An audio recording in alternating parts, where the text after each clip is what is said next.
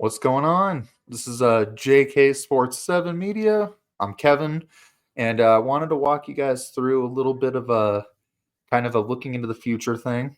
I know at the time of this recording, we're right in the thick of March Madness, and we're actually currently going through some Elite Eight games.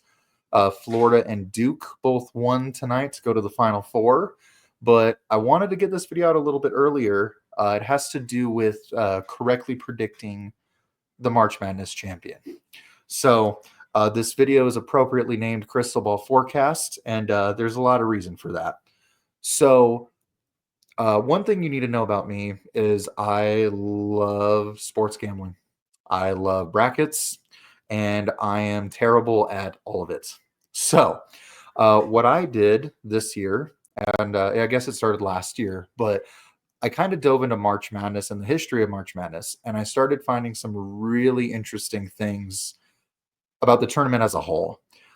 Things such as certain teams throughout the regular season do certain things or are they meet a certain criteria to where they are separating themselves from a pack in the way that it weirdly kind of predicts the champion, right? So what I did last year was I went through 5 or 6 different things that a lot of different champions in the past have accomplished. And I was shocked to see that when UConn cut down the nets and they won the whole thing, I was shocked to see that they had met every single criteria. So with the proof being in the pudding, I decided that this year I would base everything that I did with March Madness and all the brackets and pools I joined, all of it on the criteria. So I wanted to share the criteria with you guys today. I wanted to let you guys know after the criteria which teams actually or colleges actually fit that mold of a champion. And then I wanted to say who is left alive that actually fits that criteria to see how accurate it is. So a little bit late, a couple weeks late, but it still holds true to this day. So we're just going to dive right in. So the criteria that I found, there's 4 to 5 different things that every champion has had for the past 10, 15, 20 years even. We're going to start with the wackiest one. Since 2002, 100% of March Madness champions have been ranked in the week 6 Associated Press poll. Not week 5, not week 7, but week 6. And in that week 6 poll, they were rated in the top 12. You explain that one to me. I don't know why that is, but it is what it is. So with that being said, what I did this year was I waited until week 6. And when the AP poll came out, I went and I took a screenshot of the 6 teams that were ranked the 12 teams that were ranked in the top. So those teams were Tennessee, Auburn, Iowa State, Duke, Kentucky, Marquette, Alabama, Gonzaga, Florida, Kansas, Purdue, and Oregon. And I decided right then and there that I wasn't going to pay attention to any of the other teams in college basketball the rest of the season. Those 12 were it. As we started getting closer to March, started really diving into these 12 teams and their criteria to kind of start eliminating some of the ones that maybe wouldn't be able to fit the March Madness championship mold, right? So the second step was the very renowned KenPom statistics. And as we all know, KenPom, obviously Ken Pomeroy, he created the website with all the college basketball statistics and analytics and the efficiency of the offense and defense. And what I discovered in my research was 100% of champions in March Madness since 2002 have been a top 40 offense and a top 22 defense. So I took the 12 teams from the week 6 Associated Press poll, and I started looking at the offensive and defensive efficiencies. And any team, right about when the conference tournament started is when I started going through the teams, and anybody that wasn't a top 40 offense and a top 22 defense, I scratched off the list.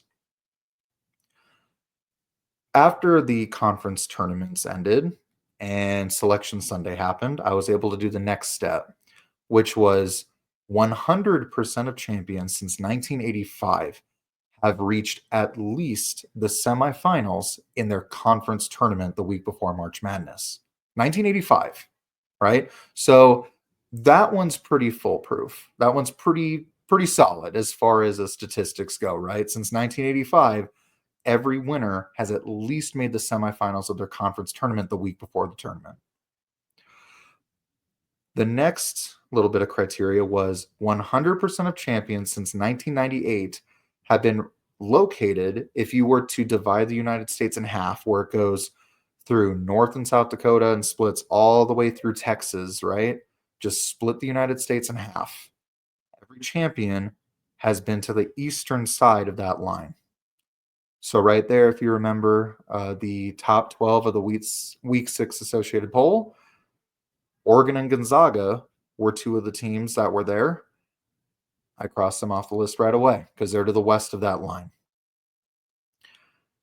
Then, going back as far as 1990, 100% of champions were from a conference where there are at least 3+ colleges that were represented in the March Madness tournament.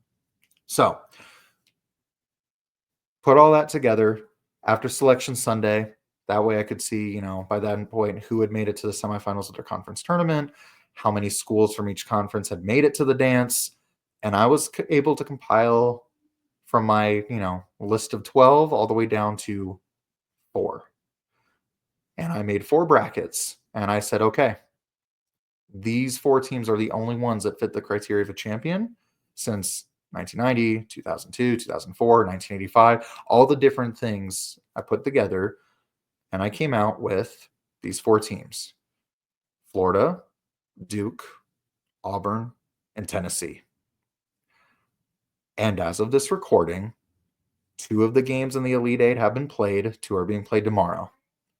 The teams that won tonight are Florida and Duke. Tennessee and Auburn are each still alive, and they will play their respective matchups tomorrow.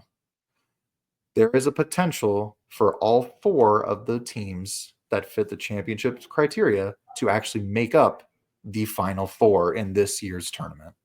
So obviously we'll see. Right now, the odds are pretty good that this, once again, the criteria that's been going since 1985, it's pretty good chance that it's going to happen yet again.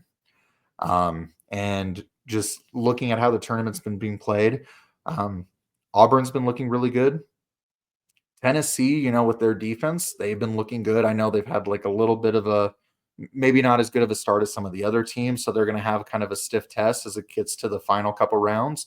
Duke, obviously, with Cooper Flagg, I'll throw my hands up. I thought when he tweaked his ankle in the conference tournament the week before March Madness, I honestly thought that Duke would make the Final Four, and that's it. I'll throw my hand up. I did not think that Cooper Flagg was going to be looking as good as he's looking in this tournament. And Florida was the team that out of the 4, I just personally thought was going to be the one that was the champion, and they looked really good tonight in their victory. So, here we go. On to Sunday and the rest of the Elite Eight, and on to the Final 4. And hopefully, once again, the stats are staying exactly where they need to be. So that's all I have for today. If you want to see more content from JK Sports 7, go ahead and hit the buttons on the right of the screen, the like, subscribe, and share. And again, just thanks for listening. See ya.